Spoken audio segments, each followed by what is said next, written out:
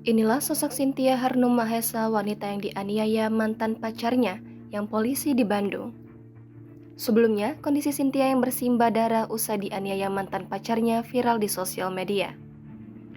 Kasus tersebut sontak membuat banyak pihak merasa penasaran dengan sosok Cynthia, korban penganiayaan mantan pacarnya seorang polisi di Bandung. Sosok wanita yang dianiaya polisi di Bandung diketahui bernama Cynthia Harnum Mahesa. Saat ini, wanita dengan akun Instagram @CynthiaHRNM itu diduga berusia 26 tahun. Diketahui, Cynthia awalnya menjadi sorotan usai dianiaya mantan pacar polisi di Bandung.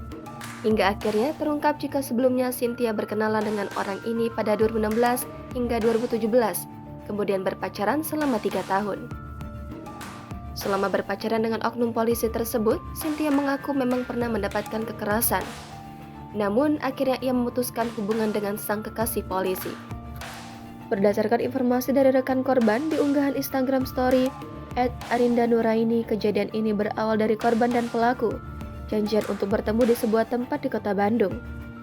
Mereka awalnya berencana untuk menonton konser bersama. Meski sempat dilarang, korban tetap ingin bertemu dengan oknum polisi tersebut. Setelah bertemu di suatu tempat di Bandung, istri dan oknum polisi tersebut sempat terlibat percekcokan. Sampai akhirnya korban nekat mengambil pecahan kaca dan melukai dirinya sendiri hingga berdarah-darah. Tindakan ini diduga merupakan paksaan dari oknum polisi tersebut, karena jika tidak korban akan dibunuh oleh pelaku. Istri merasa tertekan dan terpaksa melemparkan gelas ke kepala dan terkena pembuluh darah di tangan. Setelah berdarah-darah, kemudian korban dipukul oleh pelaku, dan pelaku pergi meninggalkan korban di tempat kejadian. Jangan lupa subscribe, share, komen, dan like ya!